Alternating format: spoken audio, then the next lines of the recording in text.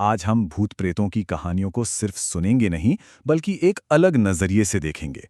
हम इन सच्ची घटनाओं के पीछे छिपे पैटर्न को समझने की कोशिश करेंगे कि आखिर इन अनुभवों का ढांचा कैसा होता है। अब ये सवाल सिर्फ डराने के लिए नहीं है। नहीं, ये असल में उन अनुभवों की हकीकत की तरफ इशारा करता है जिनका सामना असल लोगों ने किया है। ये कहानियां किसी किताब या फिल्म से नहीं, बल्कि सच्ची जिंदगियों से निकली हैं। तो चलिए इन घटनाओं की गहराई में उतरते हैं। देखिए, हमारा मकसद यहाँ किसी को सही या गलत ठहराना बिल्कुल नहीं है।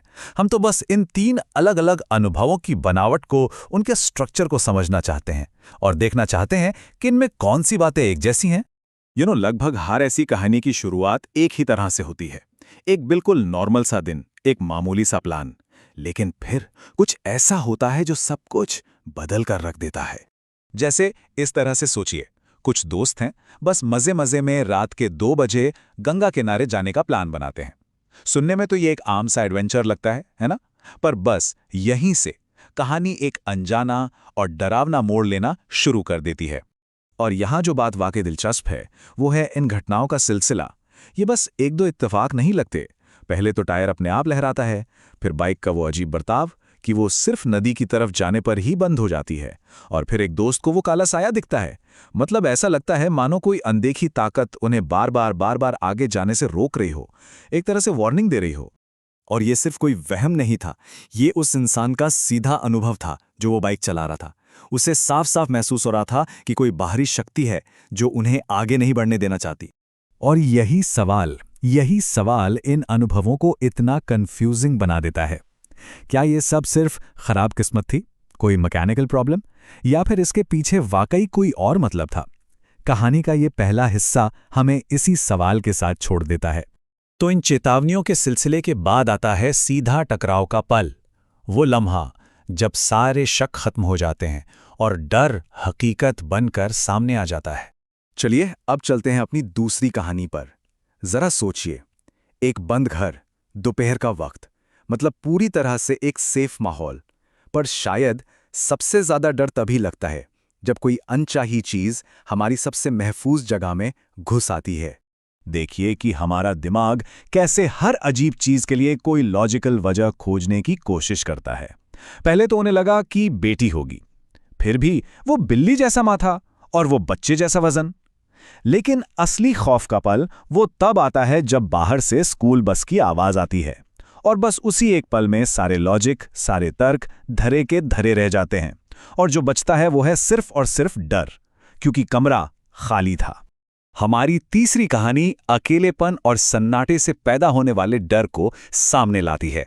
रात के 2 बजे, एक सुनसान रेलवे ट्रैक, और मदद के लिए दूर दूर तक कोई नहीं। इससे ज्यादा डरावना माहौल और क्या हो सकता है? ये पूरा वाकया देखिए, सिर्फ कुछ मिनटों में होता है, लेकिन इसका असर कितना गहरा है। पहले दूर एक परछाई, फिर एक औरत का साफ साफ दिखना, और फिर उसी औरत का एक नामुमकिन तरीके से पेड़ पर चढ़ जाना। और सबसे डरावनी बात तो ये है कि उसे उसी पेड़ के पास से गुजरना है। ये डर का एक बहुत ही डायरेक्ट और पर्सनल अनुभव है। चलिए अब वापस पहली कहानी पर लौटते हैं। हरिद्वार वाले दोस्तों के लिए डर का जो क्लाइमैक्स था वो कोई बाहरी साया नहीं था, बल्कि वो उनके अपने ही दोस्त के अंदर से सामने आया। डर ने लिटरली उनके ग्रुप के भीतर ही अपना घर बना लिया था। और ये डिटेल्स, ये बहुत खास हैं। अजीब तरह से लंगड़ाना, एक ऐसी भाषा बोलना जो उसने कभी सीखी ही नहीं, और फिर इस सब का एक पुरानी कहानी से जुड़ जाना कि उसे पहले भी एक खराब पैर वाले मुस्लिम भूत का सामना करना पड़ा था। ये सब मिलकर एक बहुत ही डिस्टर्बिंग तस्वीर बनाते हैं। तो वो डरावना पल तो शायद खत्म हो जाता है, लेकिन उसका असर अक्सर लोगों के साथ रह जाता है। अब देखते हैं कि इन लोगों पर उन अनुभवों का फिजिकली और मेंटली क्या प्रभाव पड़ा। इन तीनों कहानियों में एक बात बिल्कुल कॉमन है, शरीर और मन दोनों पर इसका गहरा और तुरंत असर। मतलब डर सिर्फ एक फीलिंग नहीं है, ये शरीर में एक रिएक्शन पैदा करता है। ठंड में पसीना आना या तेज बुखार चढ़ जाना, ये सब गहरे सदमे के लक्षण हो सकते हैं। 2 दिन, ये एक छोटा सा लेकिन बहुत ही जरूरी डिटेल है। ये दिखाता है कि वो अनुभव इतना भयानक था कि उसके शरीर पर उसका असर 2 दिनों तक बना रहा। ये डर के फिजिकल असर का एक ठोस सबूत है ना? और हरिद्वार वाले मामले में तो घटना वहीं पर खत्म नहीं हुई। घर में आईने का अपने आप टूटना, बल्ब का फटना, इन घटनाओं ने उन्हें यकीन दिला दिया कि ये कुछ और है। और इसी वजह से वे समाधान के लिए एक बाबा के पास गए, जिन्होंने एक तरह से उनकी आशंकाओं पर मोहर ही लगा दी। तो हमने 3 अलग-अलग जगहों की 3 अलग-अलग कहानियों को देखा। अब इन सब को एक साथ रखकर ये समझने की कोशिश करते हैं कि क्या इनमें कोई कॉमन पैटर्न, कोई ढांचा उभर कर आता है। ये टेबल देखिए, पूरी तस्वीर को एकदम साफ कर देती है। तीनों मामलों में पहली प्रतिक्रिया डर और घबराहट की है, बिल्कुल। और 3 में से 2 में एक बहुत ही खास फिजिकल सिम्टम है, तेज बुखार। जहां तक सॉल्यूशन की बात है, वो अलग अलग है।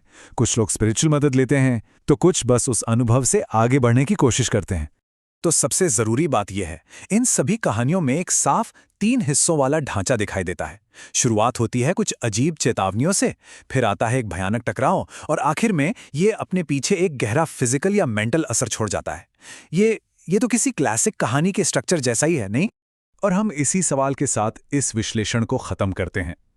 क्या ये मिलते जुलते पैटर्न इस बात का सबूत है कि पैरानॉर्मल अनुभव असली होते हैं और उनका एक तय तरीका होता है, या फिर ये सिर्फ ये दिखाता है कि जब हम हद से ज्यादा डर जाते हैं तो हमारा दिमाग उस अनजाने अनुभव को समझने के लिए एक जैसी कहानी गढ़ता है?